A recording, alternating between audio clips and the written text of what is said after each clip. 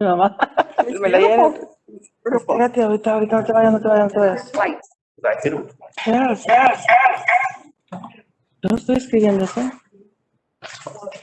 I wouldn't. Yo te hablo si tengo algo que me I wish está. with the last reminder that I sent you that the meeting is. Hora en la mañana, oh, today, right? Sí, ya en la tarde. Just a second. Okay. It's recent reminder, me lo mandaste.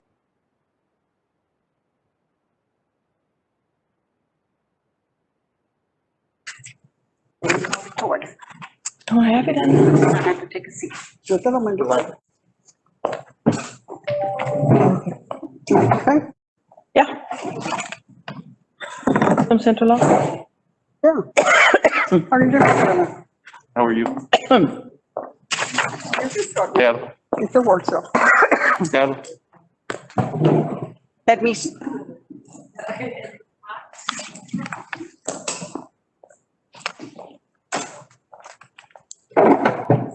It is 6:34, Wednesday, May the 5th, Cinco de Mayo. And this meeting is now in order. Ms. Ana, do we have any public comments? No, ma'am, we have none. Thank you.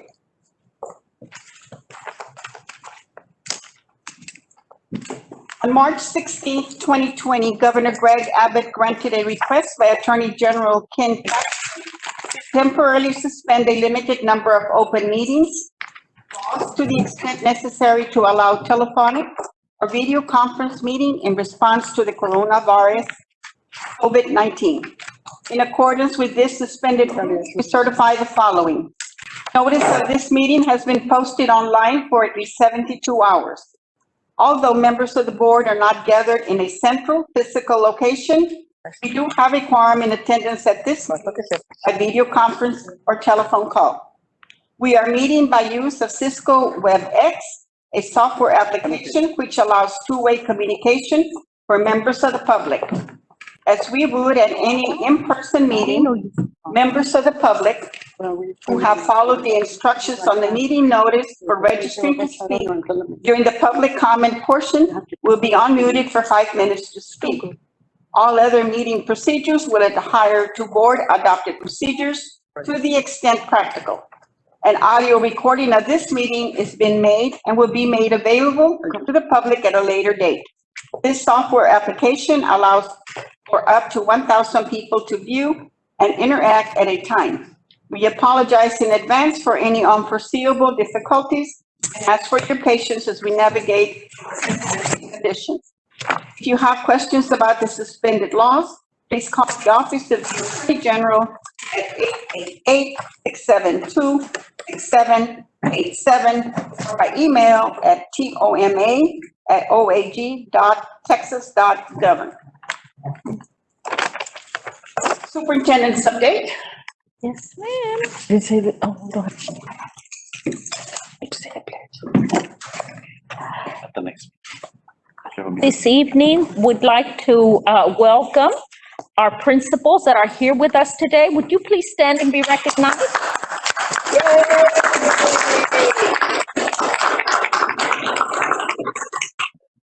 As we move on forward, we will be inviting different principals to come to our board meetings because we did stop that practice in the past. All principals came to our board meetings, but we will continue to do that and rotate them so that they can come in person.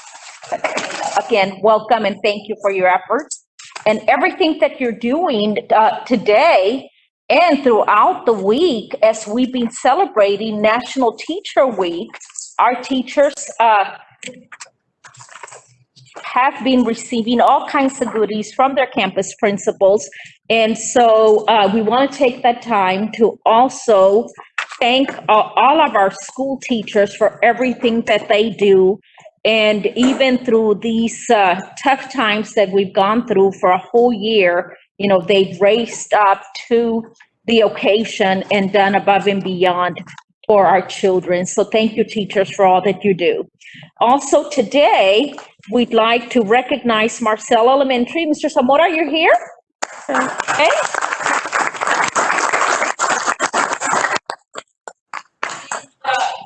Mr. Zamora's campus is being nationally recognized by Imagine Learning, which is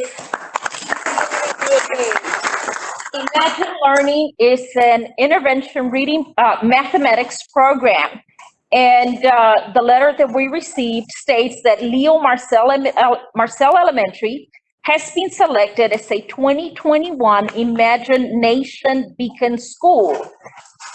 Their Imagine Learning at Marcel has been nominated for going above and beyond with enthusiasm and innovative use of Imagine Learning within his staff and his student body.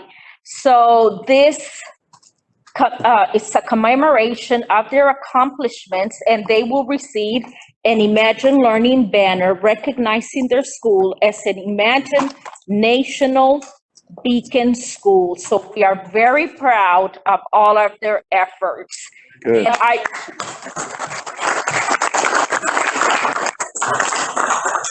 thank you for everything that you've done, and this is amazing.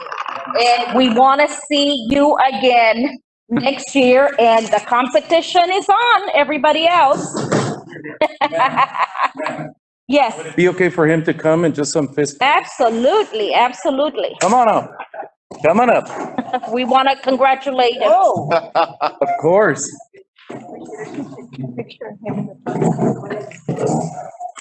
Good job. Good job. Yes, sabe. A bailar, ok. Ándale, güey. 5 de mayo. We should Double. Congratulations. Good job. Awesome. Thank you. Other recognitions? Others in the valley or just Marcel? Are there other recognitions or for principal? Okay, and yes, that's it. That's it. You may take a seat. Before we close, can coming from me, I just want to say thank you, like Mr. Zamora, especially with this accomplishment. Congratulations, but to all the other principals that are here, I mean, you have gone above and beyond the call of duty. And, every single thing that you do does not go, no, it doesn't, it's not unnoticed, we know that what you're doing.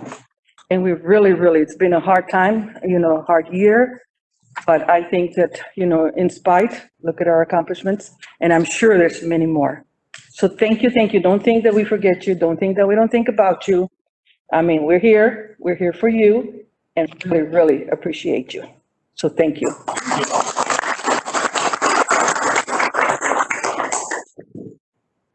Also, I wanted to make the announcement as far as the Texas Citrus Fiesta Parade of Oranges.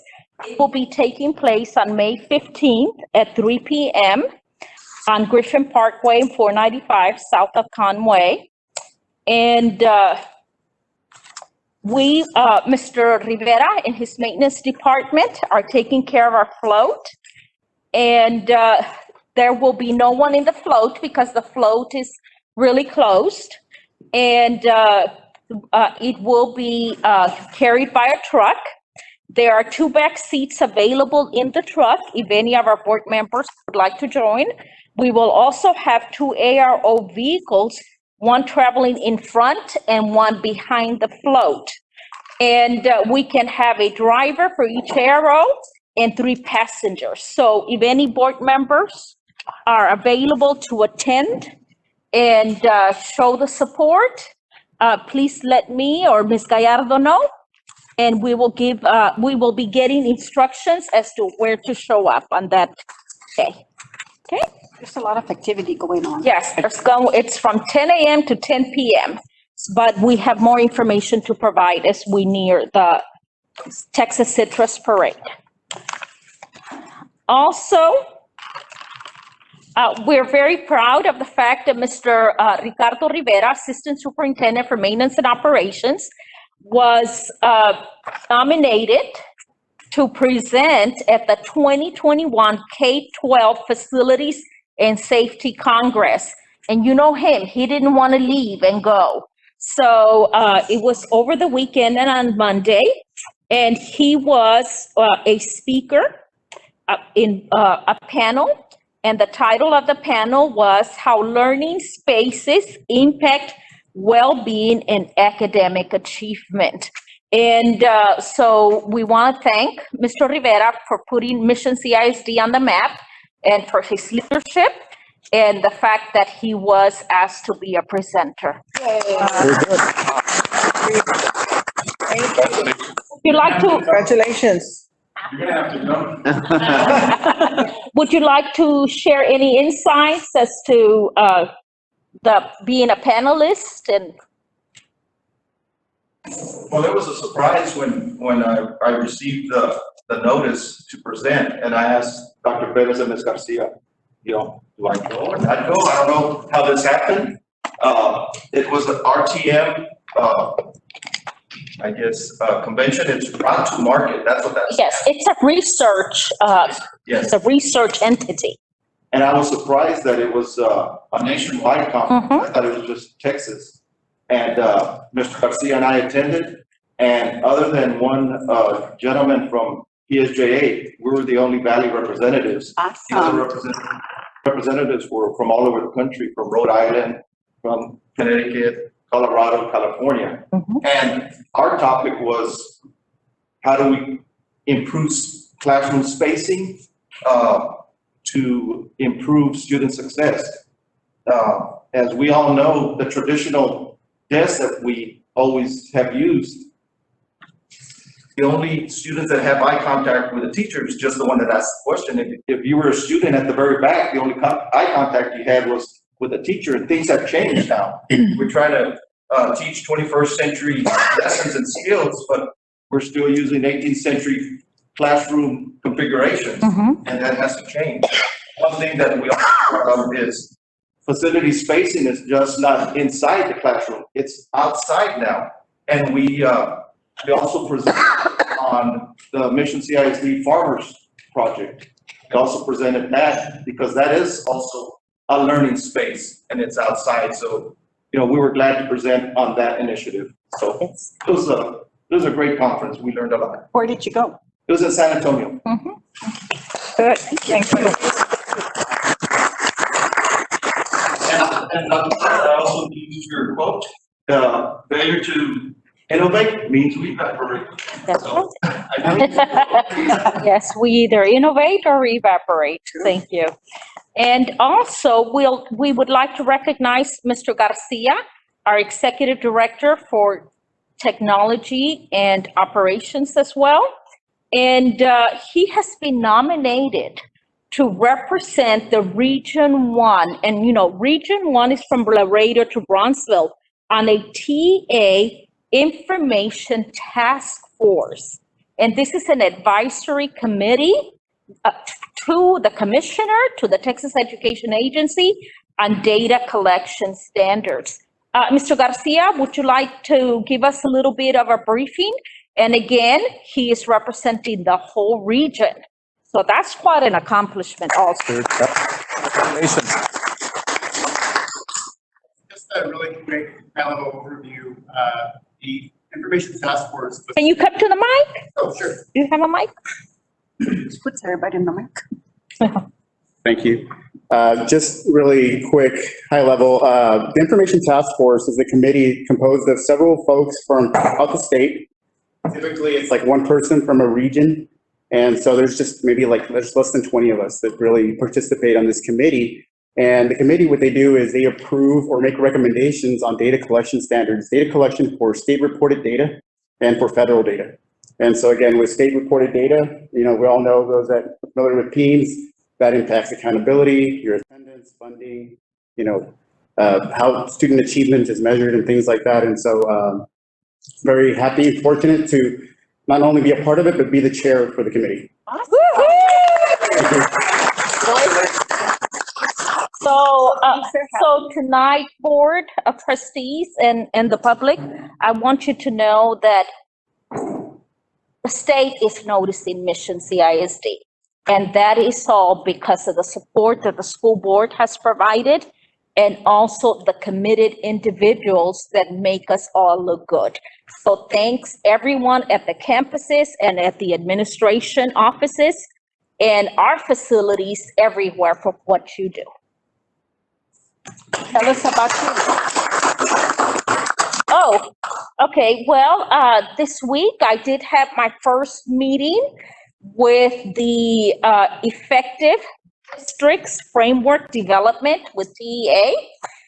They have 38 superintendents divided into two groups. Our group went Tuesday. The second group they were going to work with on Thursday, and I was part of the first group. And I'm pleased to state that the person chairing the committee is the second in command for academic achievement at TEA. The commissioner welcomed us and then left us in her hands. And every time we did group work, she was in our group. And there was 4 of us. One was a very rural district, and that was Early ISD, Huntsville ISD, Port Arthur, and Mission CISD. And she stayed with us every time we had breakout sessions, and we had about 4 breakout sessions. And so we were able to provide feedback. There's 5 levers of effective schools, and now they're working on it for districts. So we were able to give feedback. And this is one of 6 sessions that we're going to be having virtually. And then they will be able to publish the document and the professional development through the service center. So it was a very good learning experience. Thank you. Well, we know why Mission keeps on growing and keeps getting noticed. This young lady that we hired, how many years ago? 3, 4? Well, it's been a total team effort, ma'am. I know, but your guidance is very, very important and very critical to all of us, so we thank you. Transforming Teaching and Learning Committee. Dr. Roberts? Good evening, Board President, members of the board, Dr. Pettis, members of the audience. The first item that we're bringing before the board is the TSTC Migrant Academic Achievement Summer Experience, otherwise known as the MARS program. And Rebecca, our Executive Director for Special Programs. Thank you, Dr. Roberts. Good evening, Madam President, members of the board, Dr. Pettis, Superintendent. Tonight, I'll be presenting information on the Texas State Technical College Migrant Academic Achievement Residential Summer Program, otherwise known as MARS. The goal of the MARS program is to empower migrant students to improve the quality of their lives within their multicultural community by providing academic and social support to enhance student potential in high school, college, and real life. The program provides other critical elements that are often overlooked and are necessary for college readiness, which include critical thinking, time management, and social development. For the 2021 summer, the program will be held July the 5th through July the 30th and will be a 100% virtual experience. Student opportunities include a 4-week virtual summer instructional program to assist with the earning of additional high school credits, engagement in virtual career exploration opportunities through the available technical programs on the Performing Party campus, engagement in virtual college readiness and leadership seminars to further educational goals, virtual tours of colleges and universities, virtual cultural event opportunities, and a weekly $125 living allowance to each of the participants that meet all of the requirements during the program. Approximately 11 students will be attending at $3,000 each, and they will have that opportunity to attend the MARS program.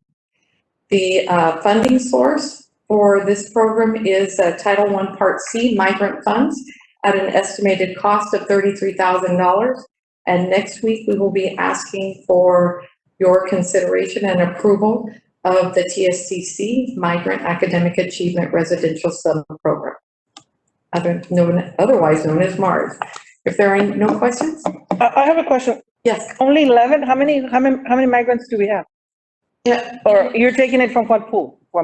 We have almost 200 migrant students, but these are students that are in high school, and we were provided with 6 slots originally. And then because there was limited participation in some of the other districts, we were afforded an additional 5.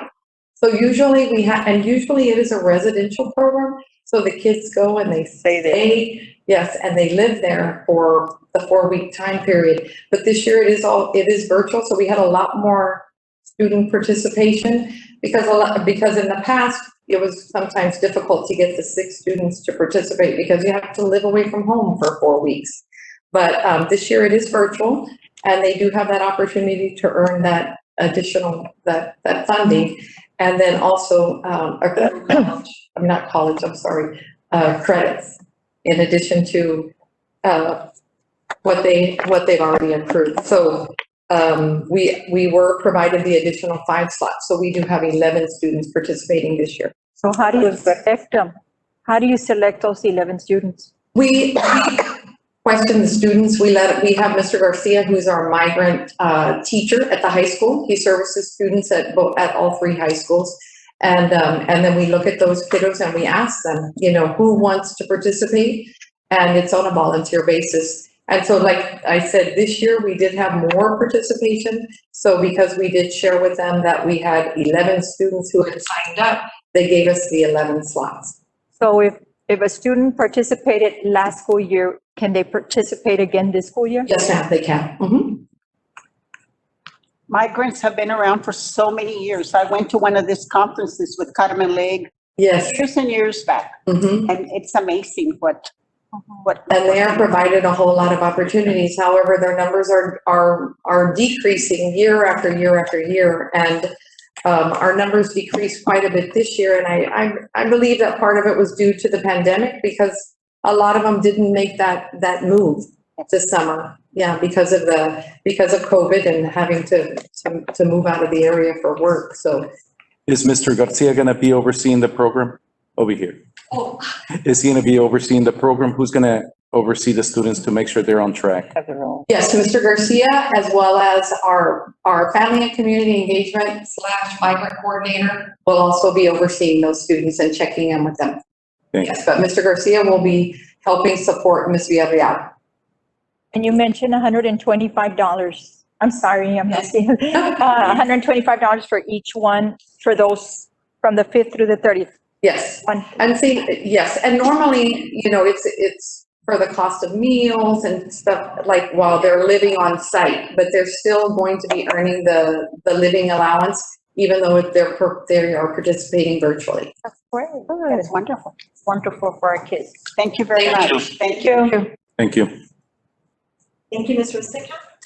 The next item that we have on our agenda is the award, the purchase of bilingual instructional materials. And I know that last board meeting, we brought quite a few purchases for the bilingual instructional for the bilingual department. And this time again, we're bringing forth another purchase. This is for the pre-K through 5th grade bilingual ESL classrooms, which are in need of English and Spanish instructional materials that target the core areas of science, math, social studies, and language arts. Instructional material was selected based on teacher surveys, and each teacher will be receiving different classroom kits. We have 254 dual language teachers in the elementary, so each one will be different products that they requested. And so that's a total cost of $524,000 paid out of the bilingual credits. Thank you. Are there any questions on this? No. The next item that we're bringing, actually, we are going to postpone this item until the June board meeting. And this is what we are working on currently is professional development for our secondary campuses in the area of integrating social emotional techniques as the students return back from the pandemic and after all that they've been through. We want something for all of our staff in secondary, which is about 850 staff members, to go through training that will integrate the social emotional aspect and help our students to readjust back to school. Currently, we are working with the procurement process, and so we will bring that forward probably in early June. Our next item is the consideration and approval of the TEACS resource system. A guaranteed and viable curriculum is necessary for all students, particularly for struggling students. As pointed out in our TASA curriculum audit, Texas Association of School Administrators, some of you are familiar with that, and in 2018-19, our district did undergo a curriculum audit. So they found various things that we needed to correct in curriculum. And especially making sure that we have that alignment between curriculum, instruction, and assessment, and raising the bar and the rigor for all of our students. So one of the areas that we have to really worry about and consider is closing the gaps. Because the study shows that years to parity for some students, if we don't have a guaranteed and viable curriculum, then that gap will never be closed. So one of the things that we started last year, we really revamped our entire curriculum, and we used this resource through the Texas Curriculum Management Cooperative TEACS resource system as a tool for content coordinators and for all of our curriculum writers to help us to better align our curriculum and to provide different components, because our curriculum is not only vertically aligned now, but we have something called TEACS clarification documents, instructional focus documents, samples of performance assessments, unit overviews and enduring understandings, concepts, essential questions, and rubrics to help guide the curriculum writing. So we are once again requesting that we purchase the TEACS resource system as a tool for our curriculum writers to continue working and refining our curriculum. And that is a cost of about $62,980. So, are there any questions on this? No, ma'am. Want any questions? I'm just curious. I don't know. Let me ask the question. It might be out of place, but I'm just thinking here. Alignment, do we have continuity? Like if you have a child at Bryan, he can pick up the same thing at, right? We have that as to the vertically and the alignment that we have in. We have that throughout the district, and what is really great is that our curriculum director, Mr. John Roger Hill, really helps us to make sure that we're monitoring that, and he totally makes sure that he created a tool called the TEACS resource tool. And so that shows the vertical alignment. If you have a fourth grade TEACS, it shows what the student should have learned in third grade, what they're going to learn in fifth grade.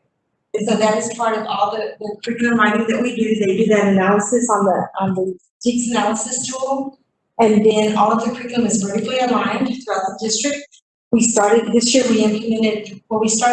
like last year with something called mission rights. We created our mission instructional framework, and we have mission rights, which makes sure that all the students are writing across the curriculum every week. And so at the end of every grading period, and I put no principals are here, they do have to submit samples, and samples are full of that writing, so we can see how to improve next year. And so this year, everybody knows that that's been implemented. In the first area is, of course, the implementation, and now we need to get better at raising the rigor of all of that, but it is closely monitored. Every time that we have the principals and assistant principals ILS, that data is reviewed. The other area that we have integrated is called performance assessments. Along with our regular objective assessments for the grading periods, we have performance assessments whereby we have the kids, this is something that the students should be working on throughout the grade, the unit that they're working on. And at the end of the grading period, it's a performance assessment that addresses everything that they should have learned. And so, of course, this year, everybody's been very, very good about implementing that. I know principals are back here, and Mr. Hill has been sending out emails the last 2 days to let them know you're at this percent on your performance assessments, and they know where they need to be. And so that's been very helpful because we really closely monitor that. And when Dr. Roberts says that we have a guaranteed and viable curriculum, that's exactly what he means. That we are here to guarantee our parents that what a Bryan Elementary student is learning in third grade is the same thing that they're learning at Pearson, at Cantu, and at Castro. And viable is that it's being successful. Guaranteed and viable curriculum. Exactly. That's exactly what it means. But we don't have a report on the, because of the pandemic and all of this, and trying to close the gap. And, we've always, all of us that have been teachers, we all know that the gap has always existed, and it will probably exist forever. We're really never going to close it. But I mean, did the gap get wider because of the pandemic, or are we, I'm sure it did. I'm sure it did. I don't expect miracles because I know everybody's going through it, and we know that the gap got just bigger because of what happened. And kids, they're tired. They're tired, they're frustrated. We are, everybody is, even the people, the parents everybody is frustrated. But when we come back, hopefully we can come back in August. We're all, hoping that we can. The workload is just going to be, bigger because we've got to, like you said, close the gap. And I'm sure these programs are going to be helping more and more. But I think, and you probably do because you're always 10 steps ahead of everybody, in central office. So you probably have a plan as to how we're going to attack that when we come back, right? Yes, ma'am. A couple of things. Number one is that we are continuing Closing the assessments. gap. What we do is we do campus data visits. And I know some of the campuses, are not, they say that they're very stressful sometimes, and it's not about being stressful. It's so that the campus also looks at their data, and we go in as a team and they let us know what they see. We talk about what we see and we work as a team moving forward. And so, and also the content coordinators, we go in and do campus support visits. They started kind of late this year, but that is something that has been very, very helpful with our campuses. And so they go and they do classroom walkthroughs, virtual visits now, and then they debrief with the principal and let them know the areas of greatness and areas of opportunity perhaps, and how we can come in and support that. Because our role in CNI, it's never a gotcha. It's always about how we can help you to move to the next level. What is it that you need from us? One of the great things that our coordinators, it's not a great thing, but one of the eye-opening things is that several of my coordinators have told me when I meet with them, they say, it's just that the teachers are working so hard. You see that the kids are really engaged and they're answering and they're doing all these things, and yet we get the assessment and they're not showing it on assessment. So then my question to them, and why do you think that is? And that's when we go back to the alignment of your delivery of instruction to your assessment. And so those are the things that have been eye-opening, especially for some of our coordinators, is saying they're working so hard, so how are we going to get them to the next level? And those are the questions that we have to self-reflect on. And what support are we giving teachers? And part of that is in the questioning. Whenever they're doing the, and y'all know as teachers, you can question it at a recall level, or you can question it at an advanced level. So. Yeah, but sometimes the testing, at home, and it depends, and you just have to be flexible and understand what the child is going through. If he doesn't do well on the assessment, it doesn't really mean, like he's not doing his work or whatever, but it's just, there's a lot of variables and you principals, I know you go through all of this, and the teachers and everybody, and we understand, but I'm just, curious as to where we were. And I know the gap is big, but hopefully, I'm sure that Dr. Perez, there will be enough money for the summer school programs, is to try and build catch up. Summer school and curriculum right. Hire more people to come in, and help with small group instruction if we can, or what. And this last few weeks, when we came back in April, when all of the teaching staff, one of the things is that for the last 6 weeks, they're really focusing on those absolute concepts and skills that children must learn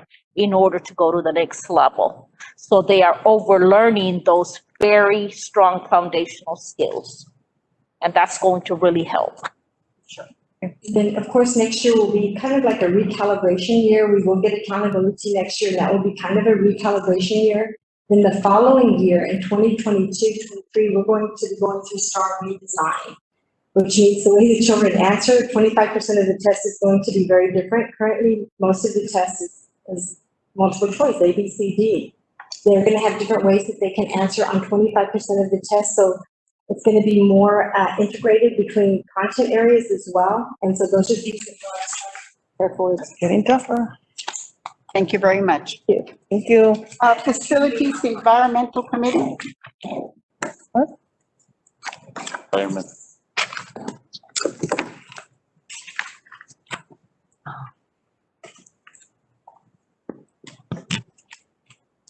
Good evening, President Rogers, members of the board, Dr. Pettis, Superintendent, members of the audience. The first agenda item I have is consideration and approval to accept the best and final offer and to enter into contract for the Tom Landry Stadium Repairs Project. Negotiations with G&G Constructions were held this morning. Their best and final offer is a base bid of $1,024,850, 210 construction days. That was their original proposal. Their alternate for the bird screen was $127,000 with an additional 45 construction days. That's also their original offer, and they did not move from that. Administration will present at the special board meeting following this workshop the consideration and approval to accept the best and final offer and to enter into contract for the Tom Landry Stadium repairs project with G&G Construction. However, administration does not recommend the alternate. On the 127,000, that's what you're talking about? Excuse me? Yes. Talking about the 127,000, Yes, the board thing, you are not recommending it? we're not recommending that at this time, no.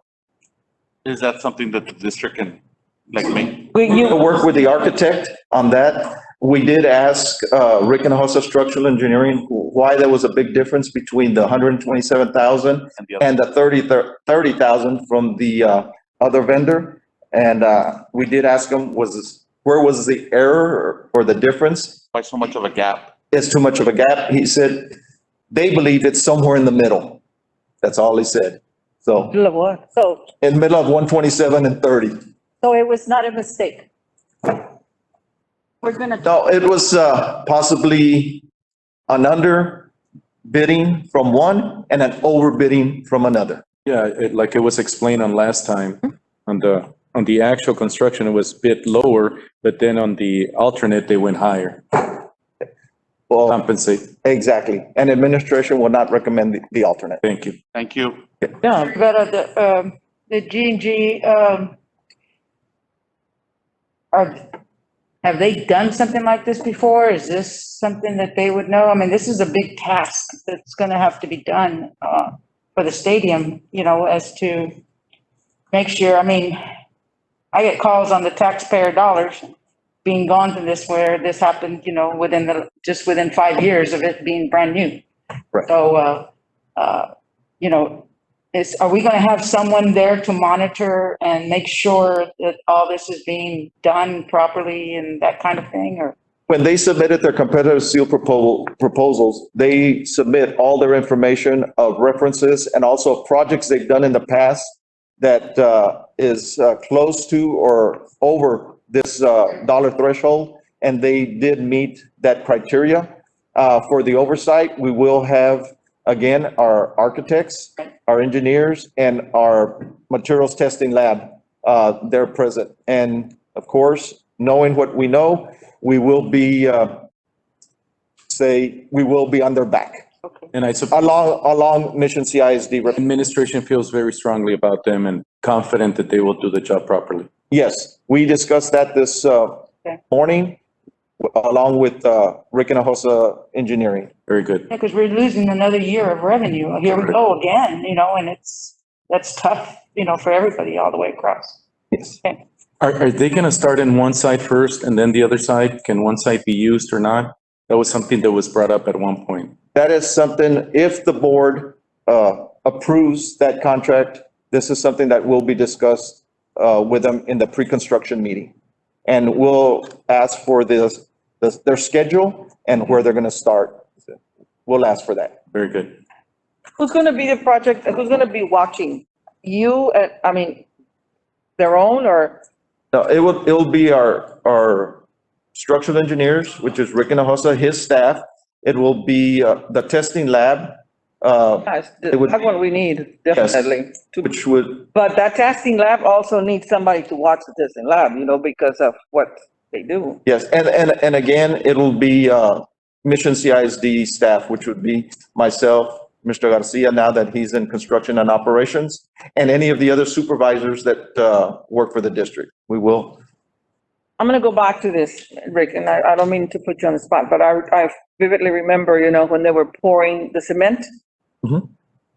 When we had a meeting and it was going great when they were building the stadium,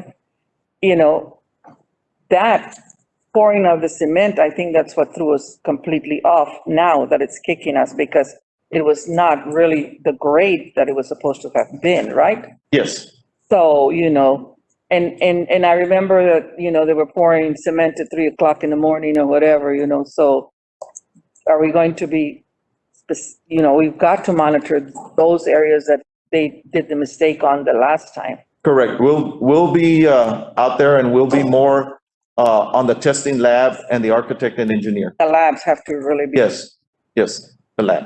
Thank you. The next agenda item is the Oh, de la- Mission CISD MIMS Elementary Marquee Project. Administration will present at next week's board meeting, consideration and approval to accept the best and final offer and to enter into contract for the MIMS Elementary Marquee Project. Their best and final offer is $42,016, and this is for AAA electrical signs, and the construction time is 10 weeks from the notice to proceed. Administration will be presenting this for approval. The next agenda item we have is a consideration and approval of change order number 2 for the Betterment Fund credit for the Pearson and Castro Elementary Chiller Project. This is a change order to credit back the district, the Betterment Fund of $10,000. Administration will be presenting this at next week's regular Board of Trustees meeting. I like that one. Credit. I always really like credit. We'll also, we will be presenting consideration approval of substantial and final completion, less Betterment Fund allowance and final payment, less liquidated damages for the Pearson and Castro Elementary Chiller Project. This project was completed on time and there will be no LDs to be applied. Administration will be presenting this agenda item at next week's regular Board of Trustees meeting. The next 12 and the last 2 agenda items are information on professional services for possible upcoming projects. The past couple of months, administration has presented and the board approved the on-call professional services for MEP, architect design, testing labs, civil engineering, and structural engineering. These are projects where we will utilize these on-call professionals. We have the Mission CISD Child Nutrition Program walk-in freezers at Bryan Elementary, Salinas Elementary, and Marcel Elementary. We will be using Chinese structural engineering. For the Mission CISD Farmers Project, we will be utilizing Javier Hinojosa Civil Engineering. For the Mission CISD field events for the middle schools, we will be utilizing Javier Hinojosa Civil Engineering. For the Mission CISD Old Agricultural Science Barns Project, we will be utilizing Chinese Structural Engineering. For the Mission CISD Roosevelt Auditorium Project, we will be utilizing Chinese Structural Engineering. For the Mission CISD Scoreboard Installation at Ralph Cantu Junior High, we will be utilizing Chinese Structural Engineering. For the Mission CISD Culinary Arts Laboratory at Mission High School, we will be utilizing PBK Architects. For the Mission CISD Culinary Arts Laboratory at Veterans Memorial High School, that is to make some adjustments, we will be using PBK Architects. For the Mission CISD Waits Elementary Sidewalks Project, we will be using Javier Hinojosa Civil Engineering. For the Mission CISD KY Junior High School Power Distribution Transformer Switchgear Repair Project, we will be using DBR MEP Engineering. For the Mission CID Scoreboard Installation at KY Junior High, we will be using Chinese Structural Engineering. For the Mission CISD Technology Radio Tower Structural Assessment Project, we will be using Chinese Structural Engineering. Any questions on those? Yes. You said the culinary arts at Veterans, An adjustment. Yes, adjustment. when Fix the kitchen. when CTE was looking at the project for Mission High School, they want the Mission High School Culinary Arts Lab to mimic the one that's at Veterans Memorial High School. So a vendor did go look at Veterans Memorial High School and stated that there was a couple things that needed improvement. The vent hood system needed some improvement. So the vent hood system. So that's what that is. Thank you, Mr. Rivera. It's been around a long time. So that means that the Mission High School and Veterans Memorial Culinary is going to mirror each other? That is what the plan is by Mr. Sergio Peña and administration, is that Is it going to be at Mission High School? Is it going to be ready in the fall? that is, that's why we need a design team to go see, what the timeline and what the estimated cost will be. Although we do have a Plan B for Mission High School, because when the students start with culinary arts, they're really learning the theory and the principles of it. And CT department has already, we brainstormed, and they already have put in POs to purchase small appliances so that students can still get some of the experience, some of those hot pans, electrical skillets, toaster ovens, microwaves, and the kids will still be able to do some dishes and things like that. But at the very beginning, it's really principles. However, they will still have the hands-on while the major appliances and things like that are put into place. And also another option that we also have is that after cafeteria staff are done with their duties, some of the more advanced courses, they can always utilize our child nutrition program cafeteria because it's an industrial kitchen as well. However, that would be once students advance in other courses. But we're hoping that we will have the whole lab ready by that time. Yet we will start with the principals and still hands-on with smaller appliances. Thank you. Thank you, Mr. Fieldhouse. And I'm done. The next agenda item is consideration approval of schematic and final design for the maintenance warehouse project. As we have presented, the maintenance warehouse roof was completely torn off by Hurricane Hannah. PBK Architects has been designing the new roof. They were trying hard to have the plans and specifications ready for today, but they weren't ready, and we didn't want to, rush them and there be an error. So they will be presenting that at the next board meeting. They will have it ready. Thank you. The next agenda item we have is consideration approval of schematic and final roof design, the Lee Fieldhouse project. Again, the roof was completely blown off during Hurricane Hannah. And also there was some damage to the new field house from the debris that was blown off. And Robert Kistner has been working on the roof design. And I believe we should have Mr. Fulci and Mr. Holvar available. Mr. Garcia, are they on?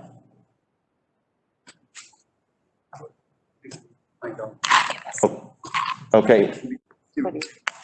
No, they didn't sign. Okay. They did let us know that their plans and designs are 100% complete, and they were to be here to present. Apparently they are not.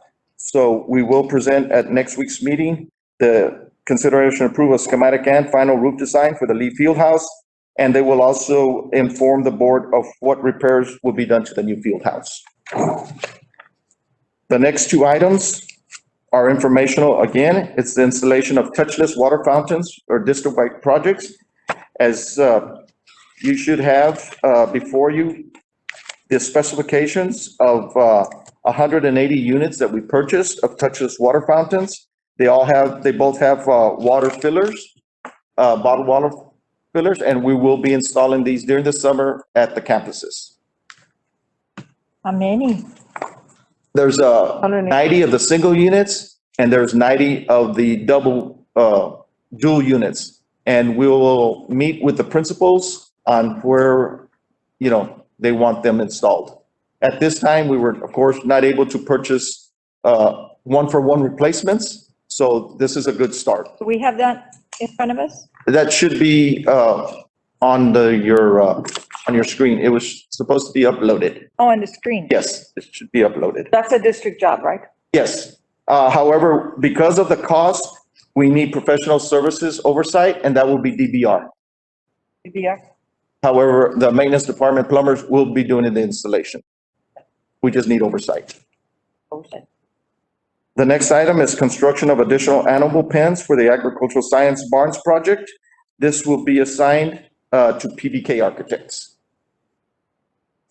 So of the professional services projects, Chanine Structural Engineering has 6, Javier's Hinojosa Civil Engineering has 3, DBR MEP has 2, and PBK Architects has 3.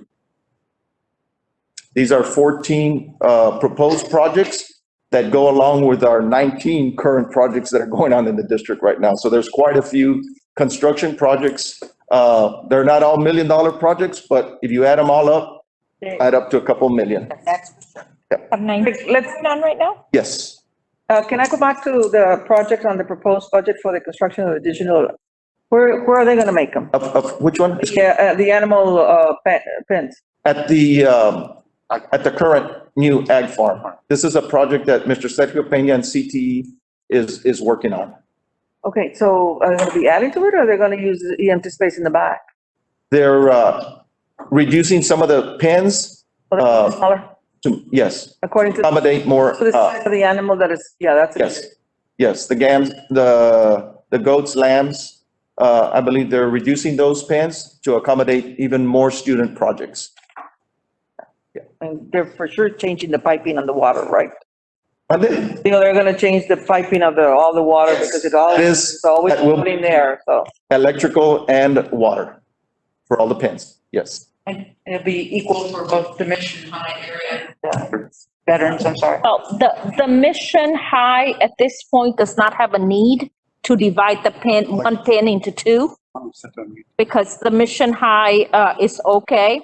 Where we have a greater need is at Veterans Memorial High School, because we have more students with Participating in a.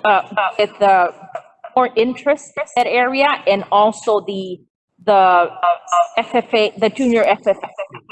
But at this point at Mission High School, they have, does Mission High not have a junior? Thank you. yes, they do as well. Yes, they do. Thank you, guys. Principals? Thank you. Thank you. Thank you. We do have Robert Kistner on the line. If anyone has any questions for him, for that, this is for the schematic and roof design for Lee Field House. Don't. No? So we have something to see then. Okay, thank you very much. Okay. Thank you. Thank you, Mr. Rivera. Support services? Good evening, Madam President, members of the board, Madam Superintendent. For support services division, our first item is we will be having a presentation next week by the Texas Association School Board, and they will be providing the Board of Trustees the final report on the pay system and stipend study. As far as the pay system, this is an annual agent to our compensation plan where they provide recommendations and proposals for the annual increase for all staff. And as far as placement of scales and so forth. And there is a small portion that looks at the instructional stipends, and they will be providing those results next week.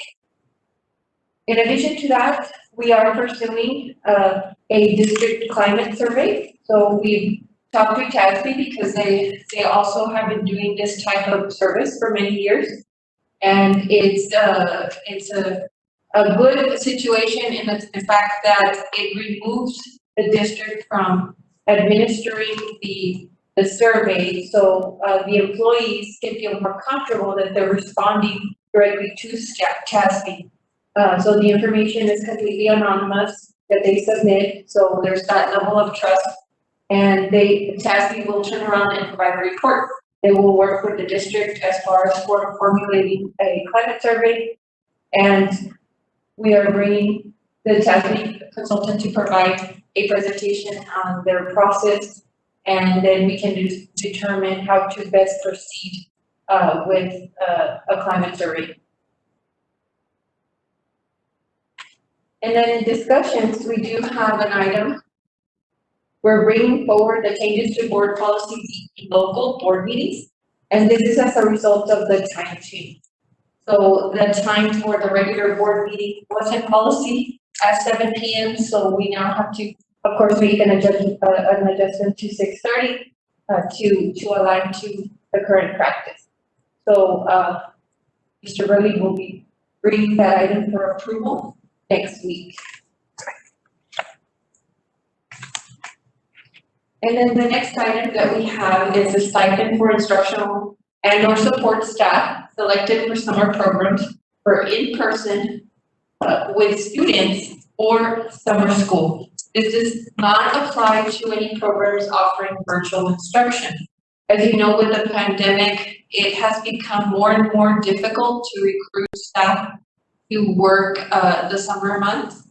So a lot of the neighboring school districts are increasing providing an additional incentive to the staff, increasing the hourly rates, or in our case, we're proposing a stipend. So each summer, the district, of course, offers the academic summer programs for the purposes of acceleration and or remediations for grades pre-K through 12 to students who meet the district criteria. For the 2021 summer, the district has opted to offer opportunity to pre-K, kinder, ELs as required by statute, and all students in grades 1 through 12 to address any learning gaps created by the COVID-19 pandemic. In order to recruit highly effective staff for the 2021 program, the district is requesting to provide a stipend in addition to the current hourly pay approved in the 2021 compensation plan.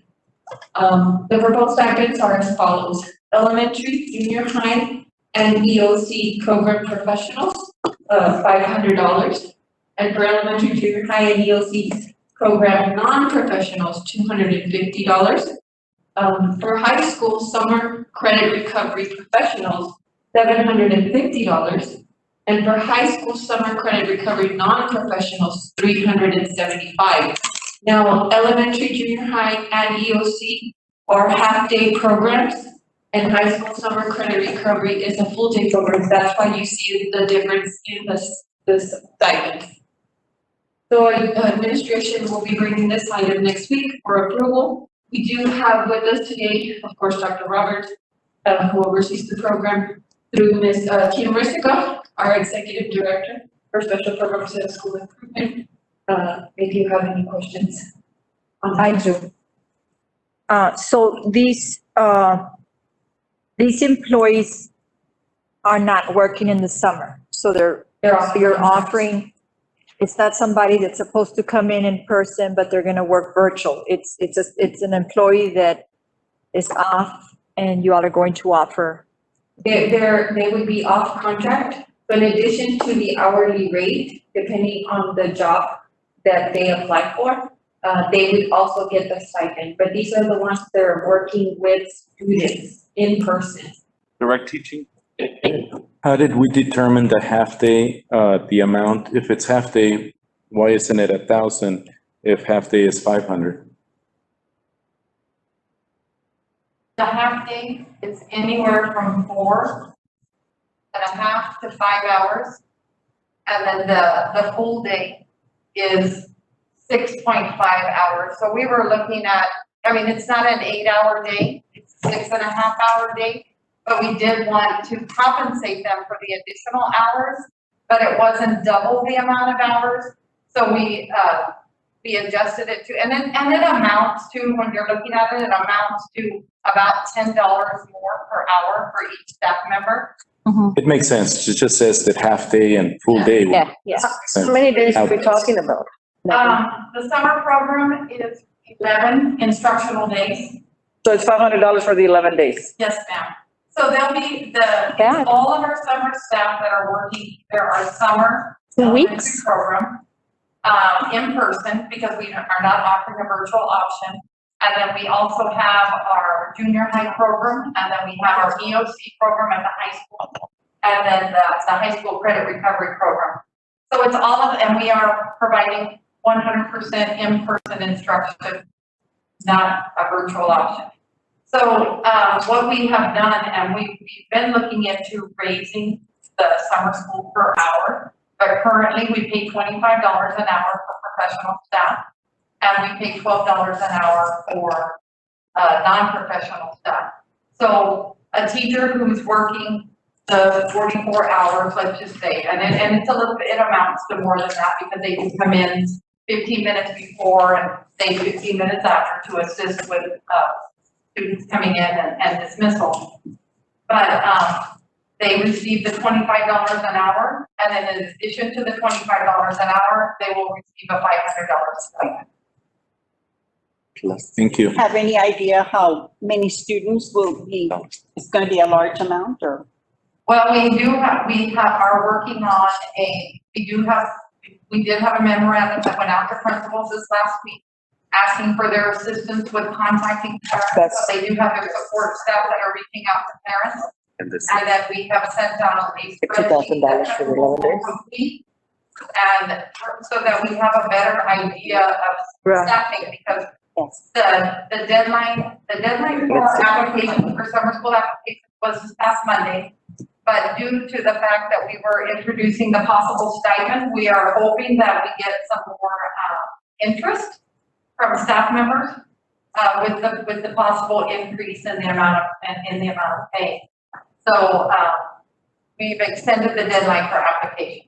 So what are the non-professional employees going to? So like your instructional staff, we have office clerks in the office, your paraprofessionals would be considered the security guard. We also have some nurses aides that assist. And then, so everybody who works from the facilitator, which would be like your principal, to the security guard that are assisting will receive the stipend. Okay. Everybody, so I mean, security guard, we have family and community liaison, we have instructional aides, we have office clerks. They will all receive the stipend. So you mentioned that, the deadline was on Monday, I think you said? Yes, And ma'am. how many applications did we have at that time of professionals and the paraprofessionals? They get- Exact count I can't tell you, but we are not fully staffed in comparison to what we have had in the past. This might change because Right, of. we're the hoping incentive. that it does. I mean, generally at each of our elementary sites, we usually have about 3 to 4 teachers per grade level. So we usually hire between 20 and 24 teachers at each elementary site. And then we hire about 5 instructional aides. We do have an abundant amount of instructional aides that apply. But where we're lacking is actual teachers. Great. So Ms. Rissick, in essence, I was speaking to Ms. Ramirez right now. So in essence, a teacher in the elementary is gonna be making $25 an hour, right, for 2 weeks. And then on top of that, they get $750. At the elementary level, they were. 500. 500. Yeah. So 500. So how many hours for the 25? Will they be working 6.5? So they work 11 days at 4.5 hours. 4.5. Okay, so and then they have an in-service day prior to, and that's a 4-hour day. And so it rounds up to a little over 50 hours that they're receiving the $25 an hour. And then of course, on top of that, they'll receive the 500. That's good. And then we generally pay part in June, part in July, but in speaking with payroll, because we're starting so late in June, because the first day of instruction is not until June the 9th, we're gonna pay the entire thing on their July paycheck, so they'll have a really nice They'll see it. July check. Yes, it'll be very obvious. Great. 1740, like 1740 for the elementary, it would be total 1740. And 1,700 more. 1740, yeah, about $1,740 for an elementary With the $500 with the $500. for 11 For days. the $500, for For the 11 half days. 11 half days. 11, huh? Actually only goes to like 5-6 days, full days. Well, the very first week, like I said, we're starting on a Wednesday, so we have Wednesday through Friday that first week, and then for the next 2 weeks, it's Monday through Thursday. So really, it's only 3 weeks. And then you have Fridays off with the exception of the first week. That's good. Thank you, Ms. Riss. And is this direct instruction, meaning whether it's the teachers literally, or is it gonna be virtual while they're in the classroom? No, 100%. It will be direct instruction. Face to face, face to face. We need Provided quite a bit of funding to our coordinators, to purchase materials that are both interactive, but we've gone to high stakes to look at plans for sanitizing, and, I mean, we're providing, teacher sanitizing kits with, you know, masks, with face shields, with Yeah. disinfectant spray, with wipes, with hand sanitizer, with everything that they'll need in the classroom. Thank you, Ms. Rusica. And then we're also individually packaging the kids' supplies, so we're doing Ziploc bags, so they'll each have their own, and they won't be shared. We'll take care of your question. And feeding them also. Oh, yes. Lunch, yeah, breakfast and lunch. Great. Thank you, Ms. Rizzo. Thank you very much. You're welcome. Thank you, Ms. Rizzo. The next item that So happy. I have for you all is a recommendation of new employment position through repurposing of 2 vacancies. We are recommending, creating a position called Coordinator for Project and Energy Management. Currently, you have an Assistant Coordinator for Maintenance, and he has been with the district many, many years. And he is will soon be retiring, our Assistant Coordinator for Maintenance. And of course, he will be leaving a great big hole in the department. We also have a vacancy that is already vacant, which is for the small engine mechanic. And those 2 positions, if you take the current salaries for that, a total $123,426.52. So what we are proposing is not using that whole amount, of course, but closing those 2 vacancies and repurposing them to the Coordinator for Project and Energy Management. Because we feel that taking the project management position and adding to it energy management, because the district has not had an official person that would help us with those energy conservation measures and policies and so forth. We feel that taking those 2 responsibilities and combining them through these vacancies would better serve the district in the future. In the past, 2006 and 2008 bond programs, the district did have a position for a project manager. However, that was a higher paid position than what we're proposing, that would assist. And then due to the construction projects, as you just saw, Mr. Rivera presented quite a bit of projects currently. There are 19 construction and renovation projects ongoing for the town laundry repairs to new roofing, to new chillers, completing projects such as the scoreboard. In addition, the district has 16 current projects on the consideration and approval list. In order to properly and adequately manage these projects, it takes a lot of time, of course, with beginning idea stages throughout until the warranty period is over. The projects, whether small or large, take the same time of effort and systemic process, continuous meetings with staff, contractors, architects, engineers, project oversight, administrative paperwork, etc. The work is quite extensive. So as I mentioned before, in addition to incorporating project manager duties to this position, we would like to add energy management. Some districts have a dedicated energy manager, and typically these positions pay for themselves because what they do is they go around the district finding ways to save money on our utility bills. So in essence, aside from the fact that we're closing vacancies, we will continue to see a return on that investment. Our recommendation is to repurpose the assistant coordinator for maintenance and the position for the small engine mechanic, which is currently the assistant coordinators in pay grade 1 of the administrative scale, and the mechanic is pay grade 5 of the auxiliary. And as I mentioned before, those 2 positions total up to a little bit over $123,000. We consulted with CISD, provided them with a job description that I have given you a copy of. And they're recommending that we place this position on the administrative professional salary scale AP4, which would be a minimum starting daily rate of $365.66, which totals out to $69,079.60 for the 226 calendar. That would be the minimum. As far as the job description, you have the job description attached. This position will report to the Executive Director for Technologies and Facilities Operations.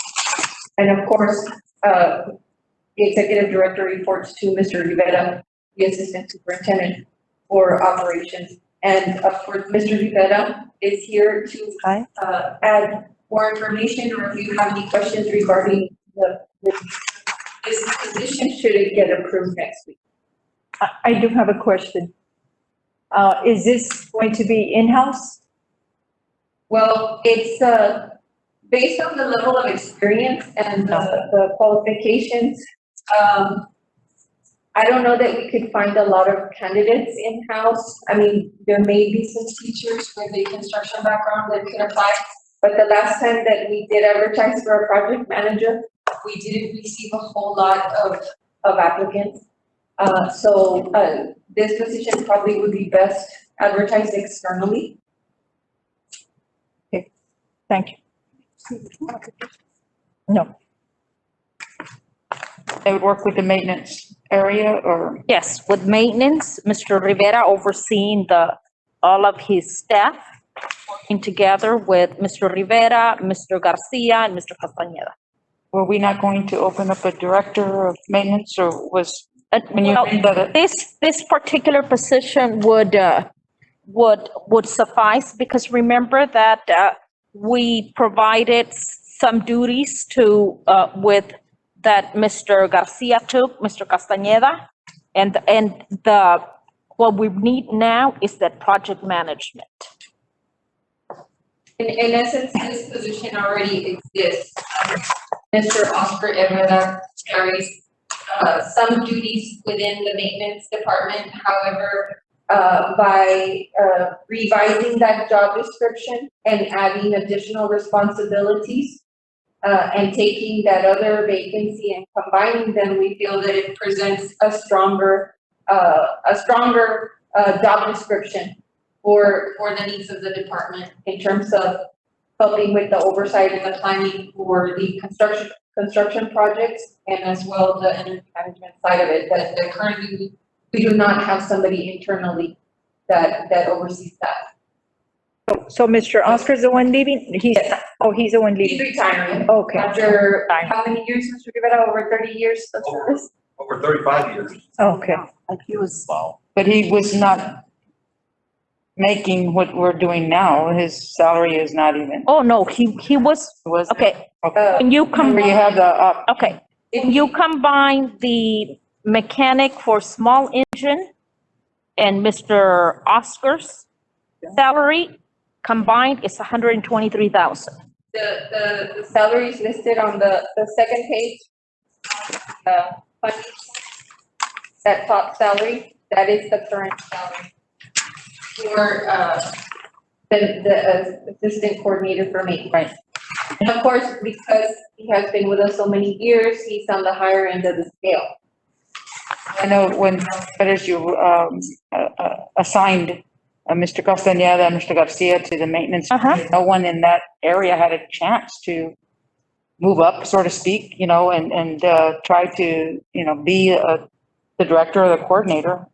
Is that, maybe what I'm trying to say is that, like, for Mr. Castañeda, that's a lot.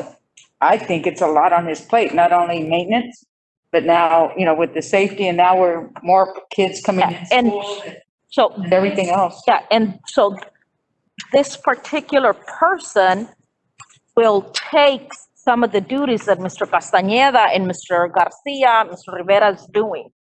Because this way, Mr. Castañeda will only oversee some of the maintenance area. But when it comes to construction and all of that and projects, this person is the one that's gonna take it. It would be. We had- the project.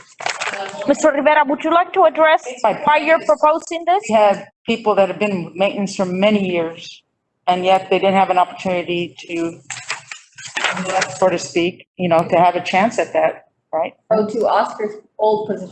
That one, or even at the director, or when we assigned Mr. Castañeda there. I thought it was on an interim basis, that's what I thought, and then it was gonna be opened up. That's what I was thinking, Okay. Well, at that time, when I talked to you all, I said that, we were going to see, because I hadn't spoken to Mr. Rivera. Once I spoke to Mr. Rivera, then I notified you all that Mr. Rivera was very happy and he wanted to continue in that manner. At that time, we didn't know we were going to have those vacancies. So, Mr. Rivera, would you like to address why you're proposing this position? Again, as I presented, we have an enormous amount of projects that have been coming up. And now we also have the oversight that's extremely important of the Tom Landry Stadium. Mr. Castaneda was moved to the maintenance department as safety and security and for maintenance. He just does not oversee the construction part of it, because that, like you said, that'd be too much, that'd be overwhelming. Mr. Garcia and I oversee the construction part of it. However, again, there's not that we cannot do it, but what hurts us is time. All these projects, as mentioned, take time from the forming the ideas to the end. And we need someone to oversee all these projects. Yes, we're going to miss Herrera as the assistant coordinator, but if you recall, I'm not sure if you were on the board, yes. A few months ago or last year, we moved Ms. Alma, which was a coordinator of transportation, to assist at maintenance. So although we are moving Mr. Herrera's position to a project manager, hopefully with your approval, Mr. Castaneda does have help with with a coordinator position for maintenance. So it's not like he's losing someone.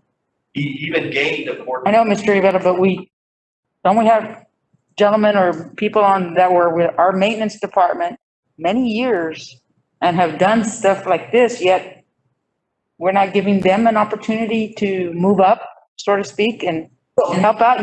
With this construction, you need to have that knowledge of construction, wouldn't you? At least to be there, you can be overwatching it, but if you don't know exactly what you're looking for, And I agree, and we do have some very skilled supervisors on staff, as you mentioned. However, this position also takes a lot of knowledge of engineering, architecture, reading of contracts, understanding blueprints, schematics, specifications, the communication skills that's required to work together with the end user, principals, and again, engineers and architects. That takes a lot of skill. And So at this salary, you're feeling confident you're gonna get an engineer?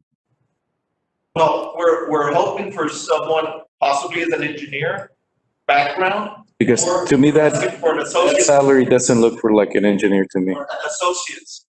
But wouldn't any of those employees be able to apply for this position? They might have an associate's degree. They do have the associate. Maybe there'll be an Construction, yes. the one Exactly. They would one in charge has only associates, correct? Yeah, if that's what they have, yes.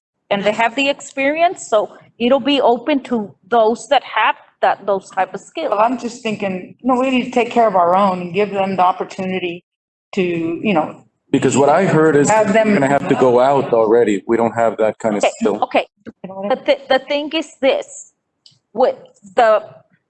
when we went out the last time for a project manager and we advertised internally, we really didn't have the applicants, okay?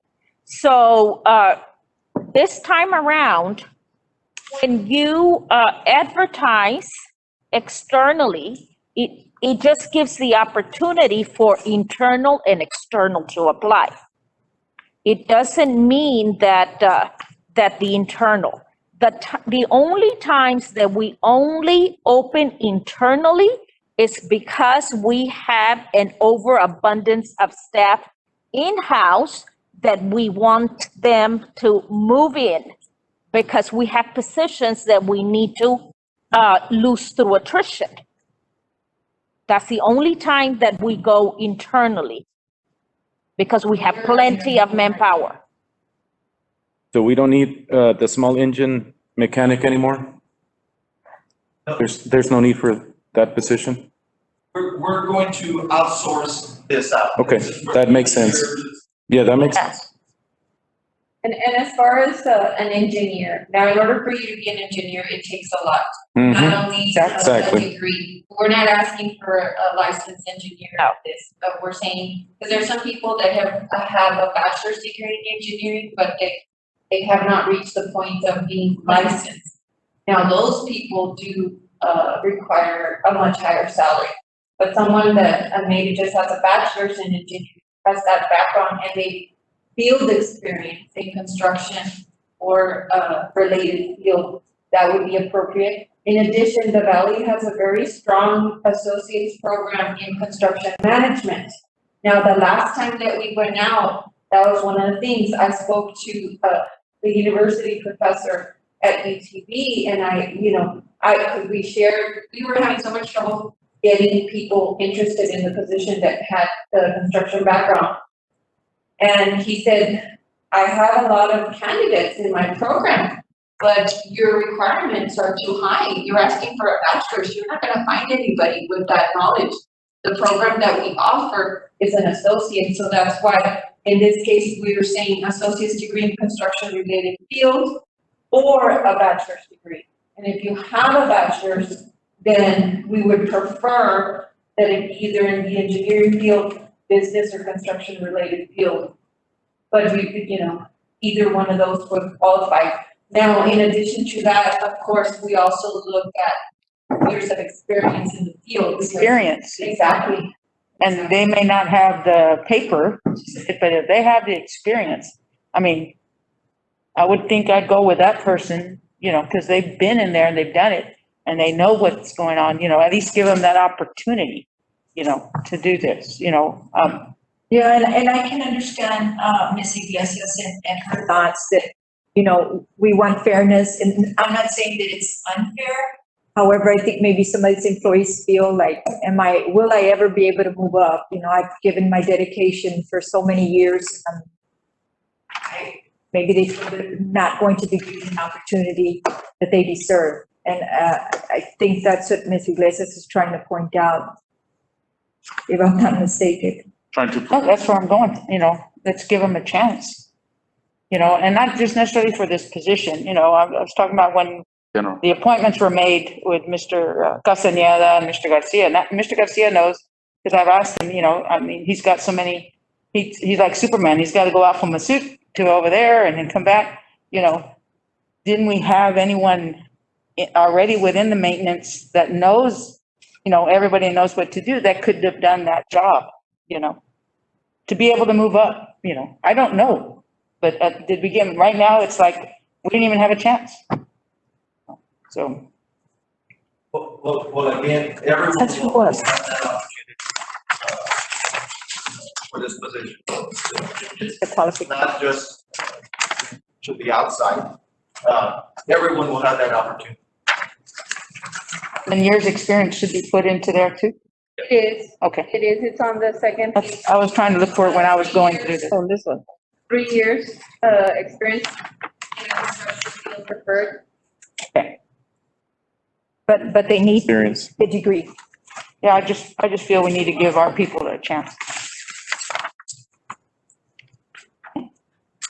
Or it's related. Where? Associate's degree in construction related. Bachelor's need a degree. The degree is required. Okay. Originally, the task job description was bachelor's, but based on the information that Ms. Garcia brought, that's why we added the associates as well, and the experience. I said a bachelor's? Yes. For construction management, yes, bachelor's or master's. Wow. Master's preferred. The previous project managers that we've had 4. All 4 had bachelor's degrees. 1 had an architect degree and 1 had an engineering degree. Those were past. With this pay? No. No, a lot higher. At least 2 pay grades. And the degree? Yeah, because of the degrees required. That makes a difference. Complicated. Yeah, as I mentioned before, you can have a paper that says, yeah, I'm degreed, but do you know the stuff? You know what to be looking for, that kind of thing. experiences. Can I proceed, Madam President? Yes, go ahead. The next item that we have on the agenda is an informational item that we bring to the board. This is the district staff summer schedule. And administration is recommending that we continue the 4-day work week for the period of June 14th through August 6th. And our office will be closed from June 25th through July 12th. Operations will also be working the 10-hour days to coincide with the central office summer schedule for their scheduled work weeks, and we provided a list of the week by week as far as the times and the schedule that we will be following. And we'll resume our regular work weeks on August 9th, 2020. And this item is for information purposes only. We have that information, Ms. Garcia, It's on on the screen? There's an attachment, yes. Okay. And then the next informational item that I'm sorry, Please, ma'am. summer school is the same. Everyone is just working till Thursday, the whole district, Monday through Thursday. 4 days, maintenance, everybody. The maintenance department, the custodial department, warehouse, we all work 10-hour days and 10-hour days. However, our starting hours may vary from central office because central office comes in, I believe, 7:30, while the maintenance comes in earlier and our grounds even come in at 5:30 in the morning because of the heat. right. So they will work 10-hour days, but the hours will vary. And then the last item we have for you is again, the monthly personnel employment resignation transfers and compensation changes, which needs to be an informational item. And that concludes support services. Thank you very much. Thank you. Thank you. Ms. Romaldo, are you explaining the finance? I'm here. Okay, thank you. Good evening, Madam President, members of the board, Madam Superintendent, members of the audience.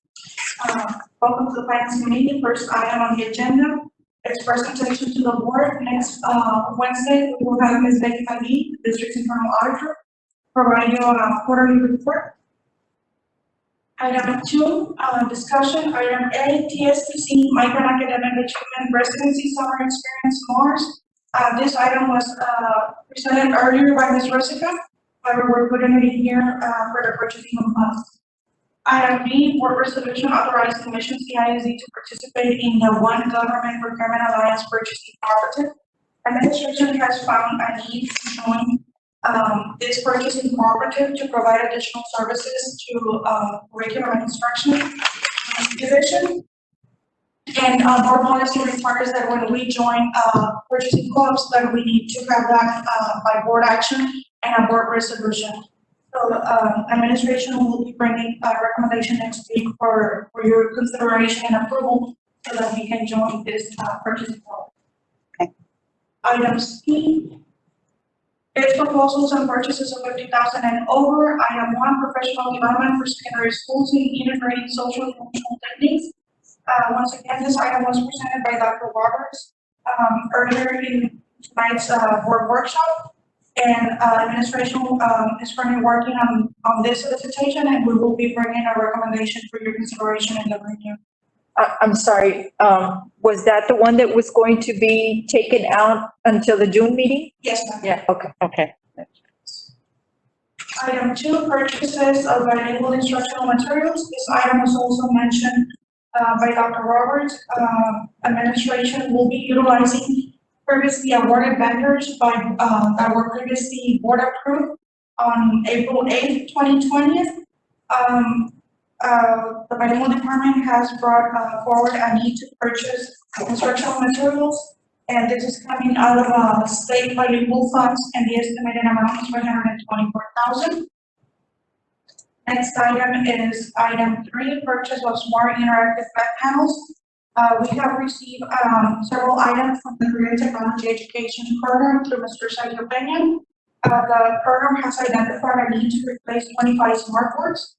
And the estimated amount is $82,500. This is going to be funded with the foundation state funding for the program, the Career Technology, and this comes from foundation money the state. Item 4, and we're currently working on pricing. We're going to be utilizing purchasing co-ops as the procurement. And we will be bringing a recommendation, for the award, next week. Item, 4 is the purchase of desktop computers. Once again, this item is being covered by the CTE, department. We're looking at replacing 26 computers and 284 computers.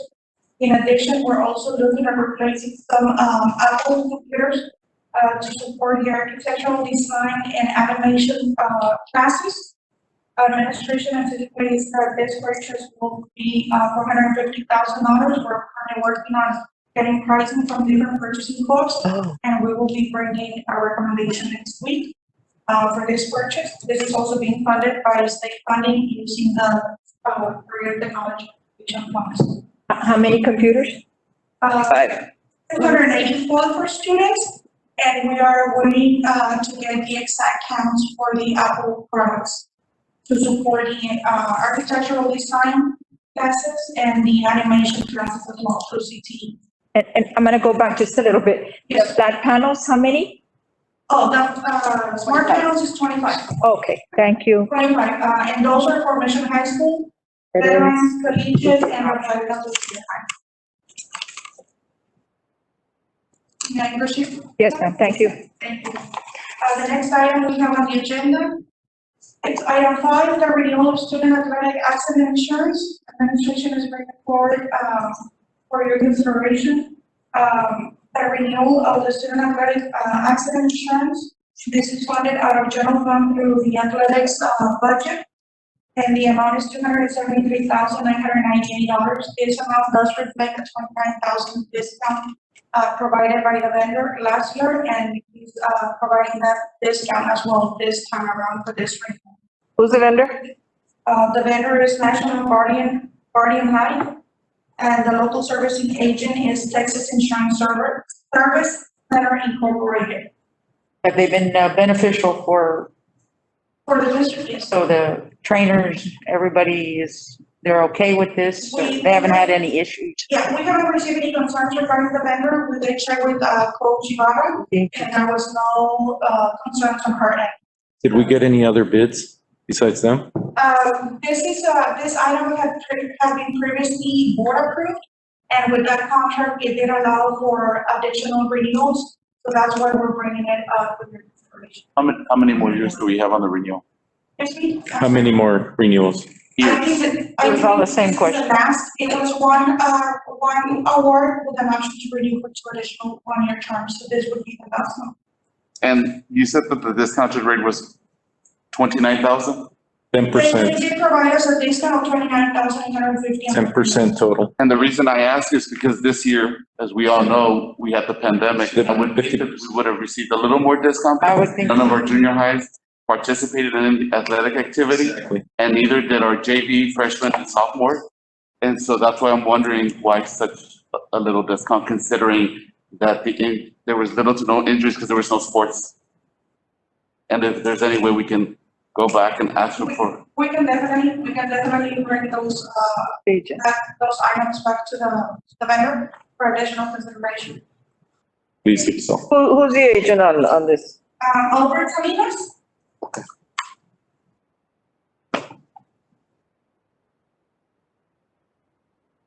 Thank you. Okay. Can I proceed, Madam President?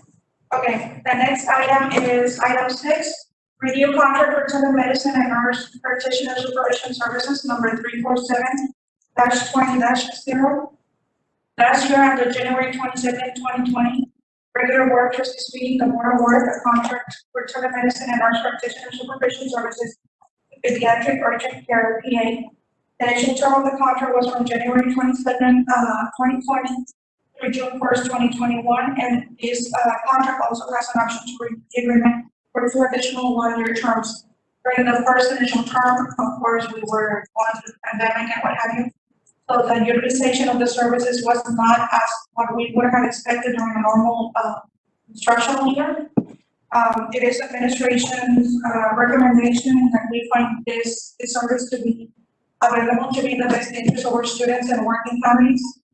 Thus bringing a recommendation to renew the agreement for 1 more year. There is no cost to the school district. The parents pay through through whatever, medical plans they may have, and if they do not have an insurance, the student doesn't have insurance, there is no possible as well. This Awesome. for the student goes to the nurse's office and they. Yes.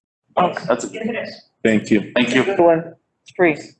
Item D is the budget amendment for the month of May 2021. Administration is bringing forward a recommendation for your consideration for an amendment to increase expenditures in general fund by $1,830,655. There's been so many changes with Texas Education Agency regarding home harmless and whether or not we could be granted a benefit when board members may produce additional funding.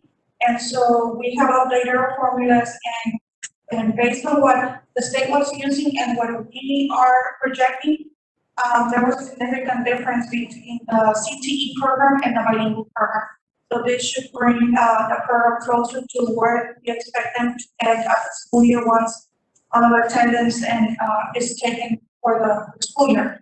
And so I would like to bring this item for your consideration so that we can add the additional budget to the programs for much needed items that have been presented in the last couple of board meetings and some expenditures in this one as well. Item E is donations. We did receive a donation for $350. Administration recommends this item be approved.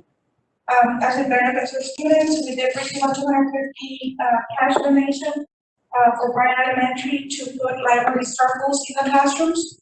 And then we also received another donation for Mission High School for the FFA to be used for their activities.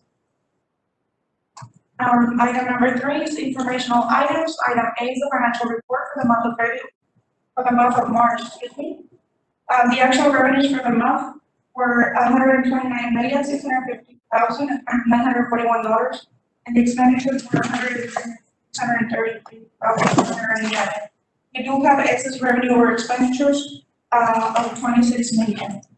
We also have the debt service fund for your review. The revenues for the month were $8,735,389, and the expenditures were $9,895,503. The excess revenues over expenditures were $5,239,000. Under item J, item 3, the self-funded health insurance report. For the month, we did have for the month of March, our revenues total $9,937,246.36, and our expenses were $11,412,006 with 86 cents. Excess expenses over revenues were $1,475,207. We do have a negative net position as of March of $519,320. We did share at the previous board meeting that we've had some large claims that have totaled $1,187,000, and we have seen increases related to the claims. Have none of the risk insurances come in or? Stop loss. The stop loss, stuff like that? We have recovered some funds, But we're still in $1.4 million? Million for what now? On the deficit? On the deficit, As of March, yes. However, we started monitoring the claims in April. And based on the numbers that we looked at last week, the claims are not as high as the month of March. The claims are actually at $910,000, excuse me, $302.75. So that's a decrease of about $330,000 compared to the previous month. So we are monitoring. Are these COVID or cancer or just, regular?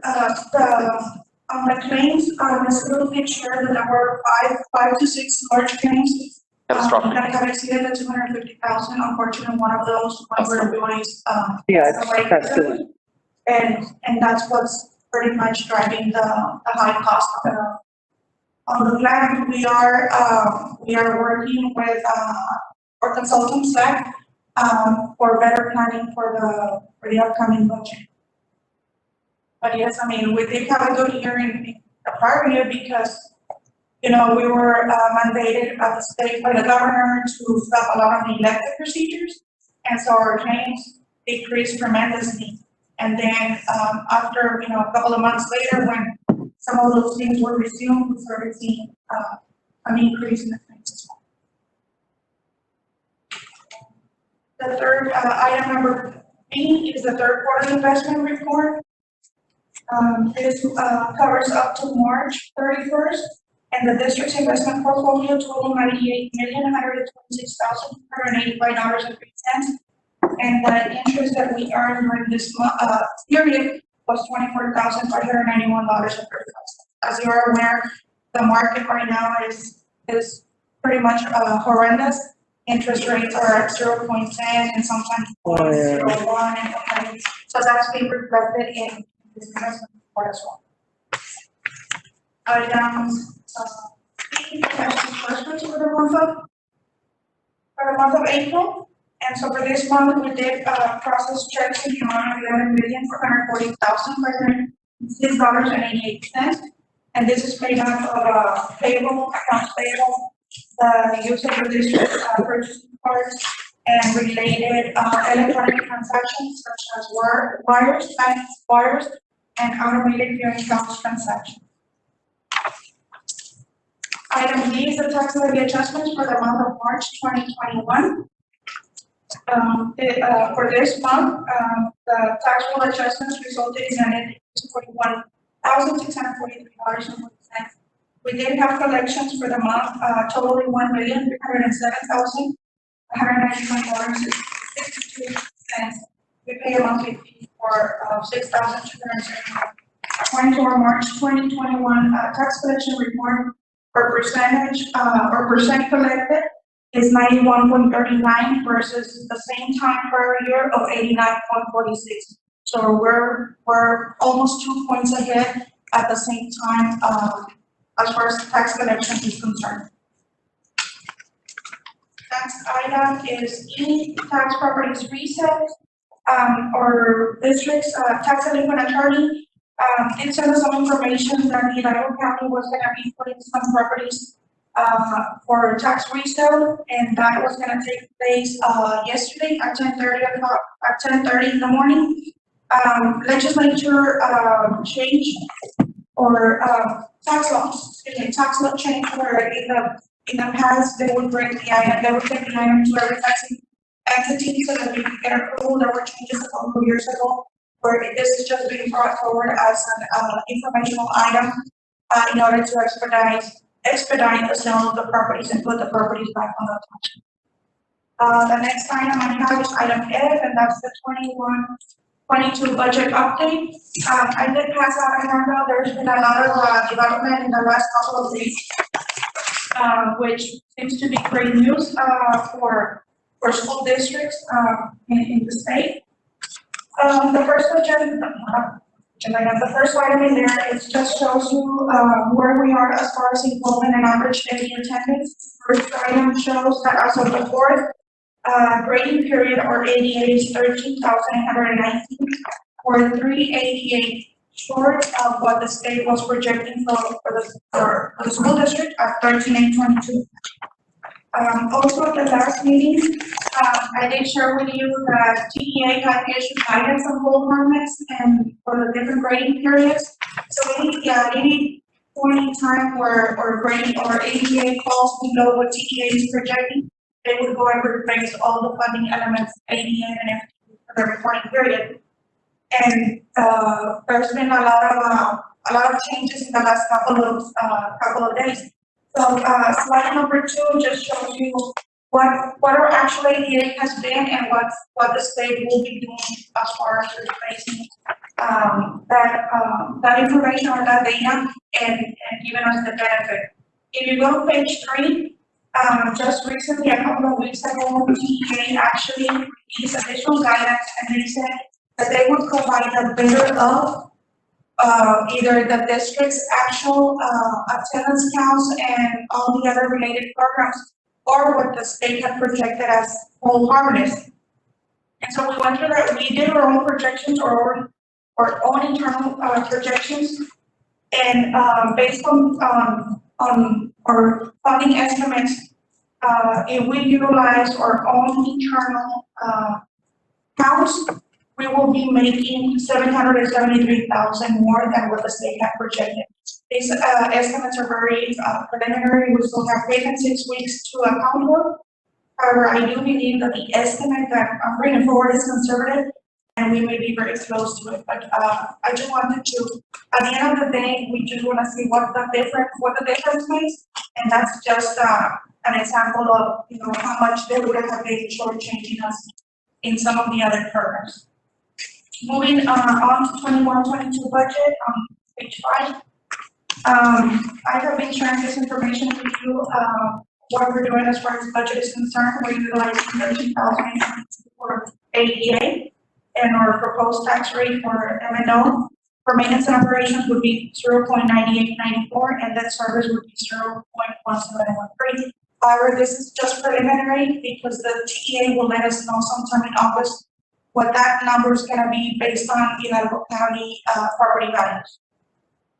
Historically, Hidalgo County property values had increased anywhere between 2 to 4%. A couple of days ago, we did have Orlando Garza, the chief appraiser, presented the Region 1 Finance Council meeting, and we were in shock when he presented all the district's estimates. For Mission, he is projecting a 6.10% increase in property values. I'm sure you have already seen this when you receive your preliminary estimate. And so I was just surprised when I saw 6.10%. We're not special. Most of the school districts in the county were experiencing the same 6% and what have you. So property values have gone really up.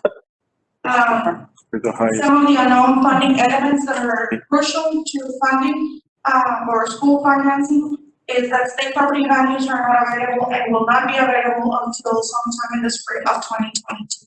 So right now we just have to work with estimates and based on the facts that we have and based on trend analysis to project where we're gonna end up next year. Also, I just share with you that the tax rate will be by TEA later in the summer. Some of the assumptions that we have taken into consideration to build this budget is the employee benefits package. We are estimating about 2.9 million for different salary increases. The TRS rates have increased as well. The unemployment compensation has increased given the pandemic, everything, the unemployment rates that we saw last in 2020. That has had an impact on a lot of our contributions to the different programs. Workers' compensation, the same thing. And then the self-funded group health and work contribution is also expected to increase. Moving on to page 10, this is a preliminary expenditure budget. The HR department was finalized staffing needs practices. And so based on some of the numbers that we received from HR, we are estimating that our payroll is going to be $136,809,448. We also have contract services, supplies, other operating costs for debt on general fund, and some capital outlay items in there. And then for debt service, we're estimating that the budget is going to be $8,457,048.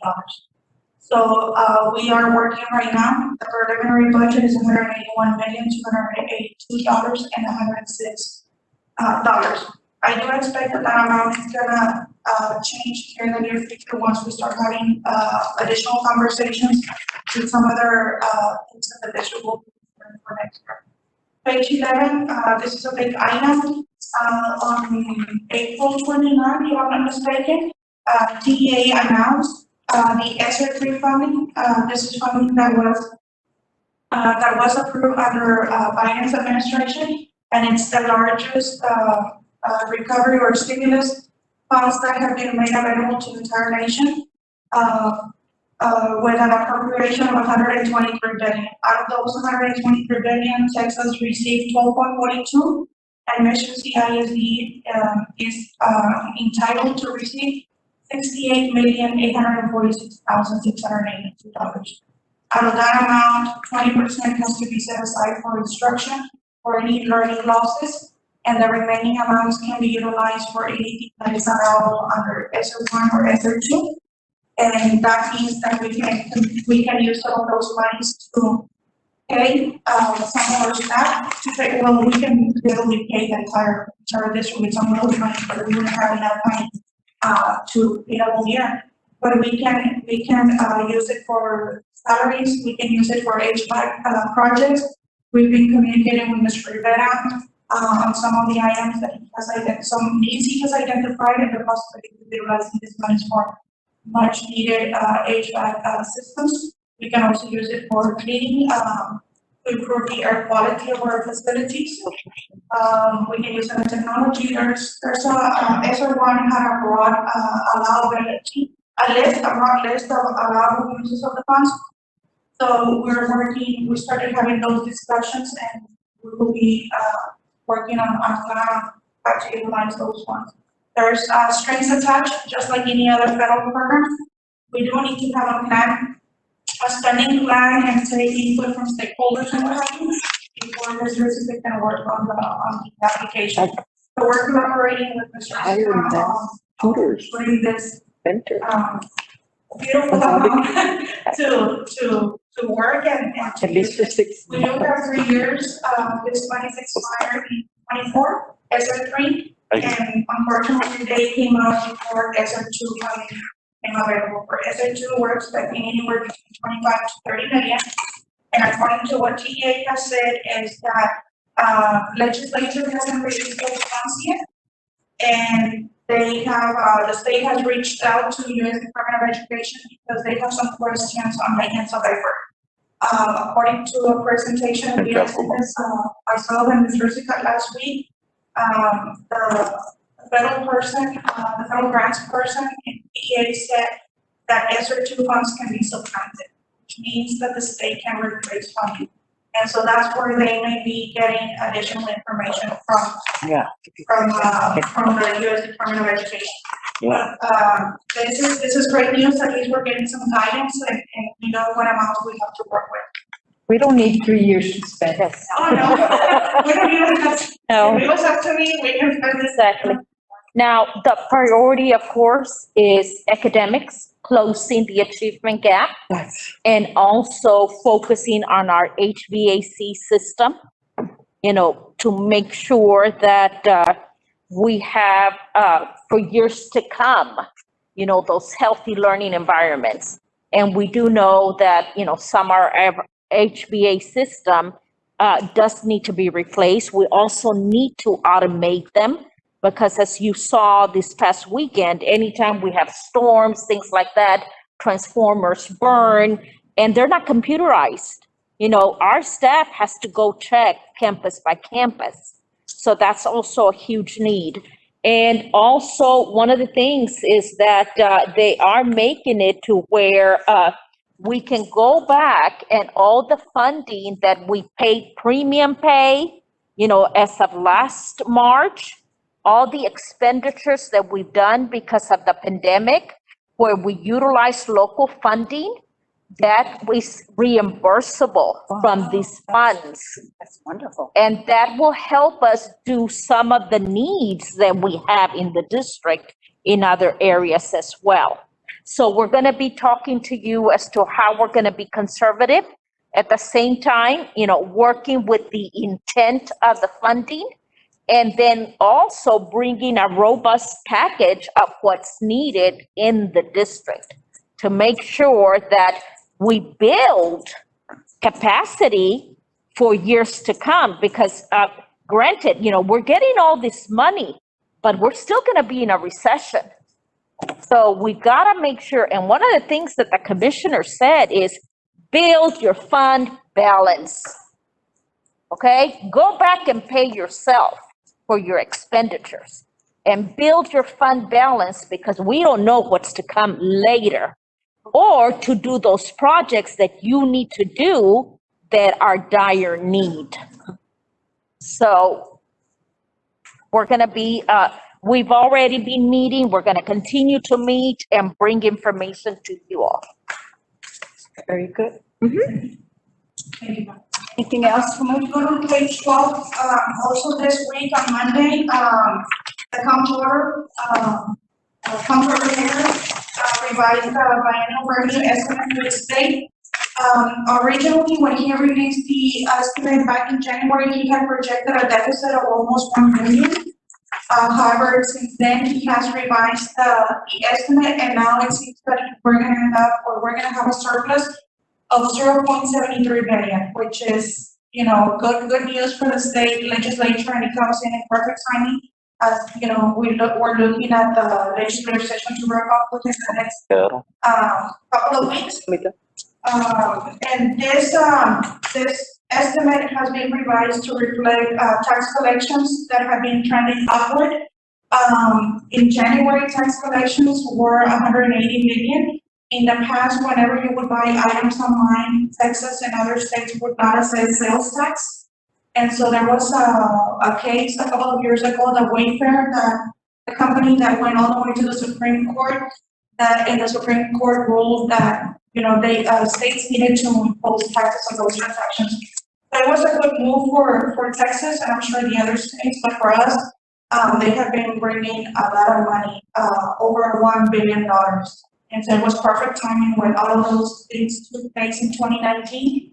And so now we can see how that is impacting the state budget. Also, vaccinations are up. Since a couple of weeks ago, they've been vaccinating a little bit over 1 million every week. And so also I think a couple of presentations that we've attended, they've said that Texas is about 66% vaccinated. So that is looking enthusiastic as well for the positive outlook of the state. And then oil and gas revenue is increasing as well. We saw that in 2020, the barrel of gas was costing less than $20. Right now, the price is about $60. And so all of those factors are taken into consideration for the revised estimate. Some additional items on the state budget. This revised estimate does not include any of the extra revenue that the state is keeping for themselves out of the entire allocation the state keeps on. So this allocation does not include that, and also does not include the 5% reduction from various state agencies that were mandated by the governor on May 20th of 2020 to make reductions in anticipation of the deficit at the state. So those monies have not been accounted for. That's all we have for today. Everything is very preliminary, and we'll be changing as more things develop and as the district is working on finalizing the budget. But I think we already have a draft, and we're going to be cleaning that up and bring you a version so that we can work with that for our budget, public hearing and tax rate here. And those are all the items that I have on this. May I go to the agenda, please? Yes. Okay, for items in discussion, may we move items 1 and 2 consent? Yep. I'm sorry, items A and B. And then on item C, we're gonna pull it from the regular. Item 2, I would like to move to consent. Item 3 and 4 will stay in discussion, if that's okay. Since we're gonna recommend recommendation for amendment. Items 5 and 6, can we move to consent? Items 5 and 6, Madam President, may we move to consent? And then item D and E, move to consent as well. Okay, that's all I have. Thank you very much for you and your team. Good work. Can I have a? Ay, Dios mío. 10, adjourn. Okay, do I have a motion to adjourn this meeting? I so move. Second. Motion by Ms. Ramirez to adjourn and seconded by Mr. Roy. Yes. All those in favor say aye. Aye. And it is 8:32. We'll give you about 10 minutes. Go stretch your legs and then come back. Okay.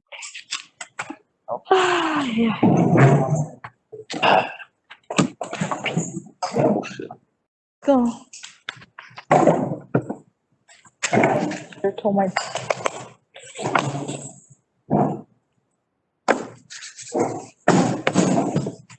This meeting will come to order. It is 8:48, and we are at Bryan Cafeteria, and it is May the 5th. Let me call roll. Jerry Zamora. Veronica Mendoza. Petra Ramirez. Here. Aris Iglesias. Here. Juan Gonzalez. Here. Roy Vela. Here. And myself. We have quorum, 6-0. Would you please join me in doing the Pledge of Allegiance?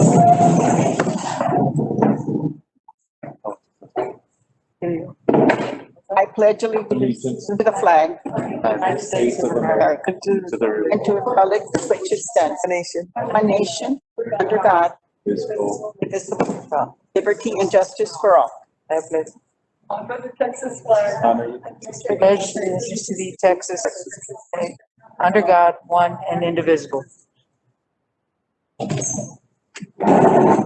In a moment of silence, I guess not really silence, I think we all want to say thank you to all of our teachers, to all the administration, and of course, central office too, because no matter what, the leadership there is there.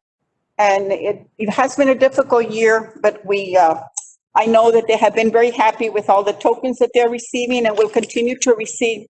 So we thank all the teachers for all their hard work and all their dedication and frustrations and everything. And we owe them a lot, and we'll continue to pray so we will have a great ending for them.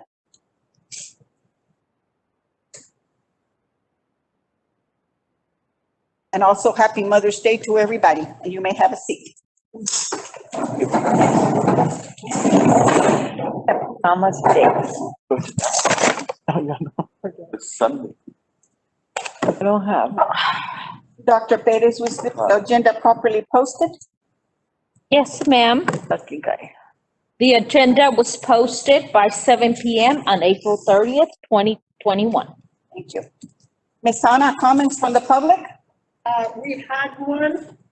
However, this was by Ms. Lidia Alvarez Alonso regarding TCTA, Mission Teachers Association survey results. But she's at a legislative meeting at the moment and will not be able to. Okay, thank you, Ms. Ana. This is discussion and possible action. Mr. Rivera? Again, good evening, President Rogers, members of the board, Dr. Pettis, Superintendent, members of the audience. Administration presents consideration and approval to accept the best and final offer and to enter into contract for the Tom Landry Stadium repairs project as was presented at the workshop.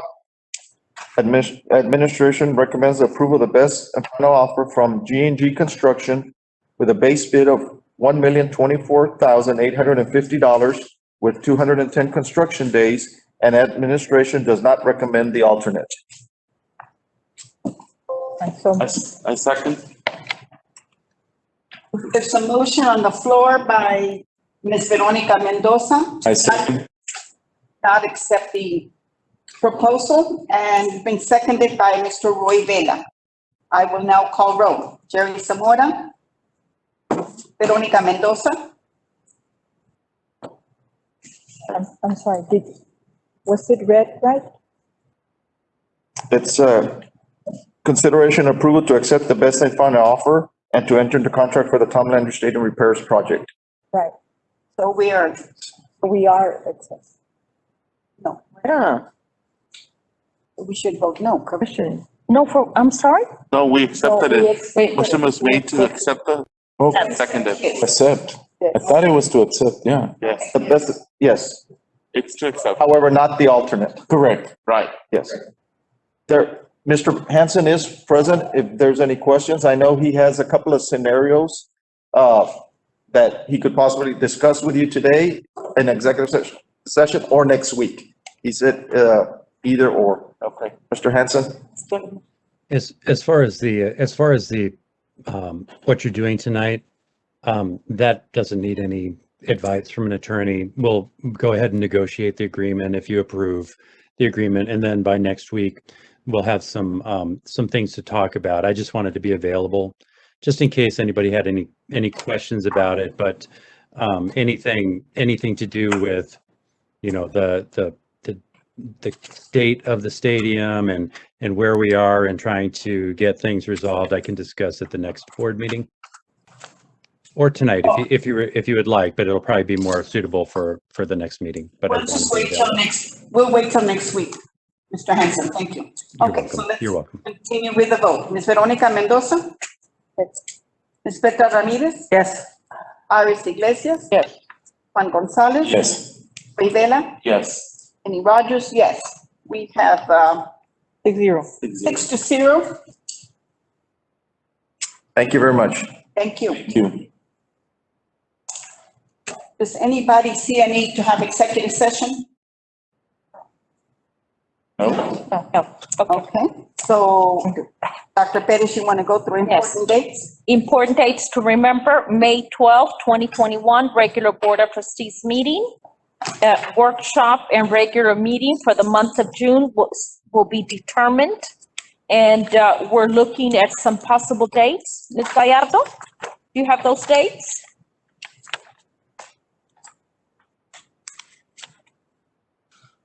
You'll send them to the board. I think you gave I us, think we're, instead of that Wednesday, it would be the Tuesday. Correct. and the following week, instead of the Wednesday, we go to Okay, Does so everybody understand that? So Tuesdays instead of Wednesday.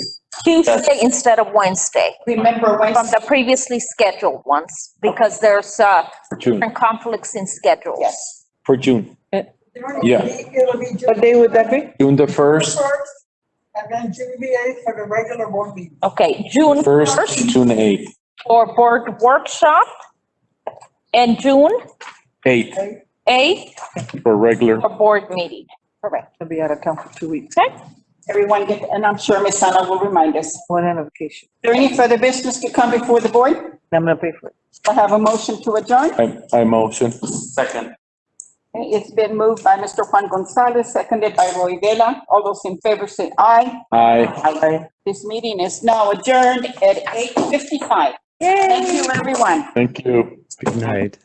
Good night. Bye. See you Being next up week. for us. Thank you, David. Of course, you're very welcome. See you next. Okay. Bye.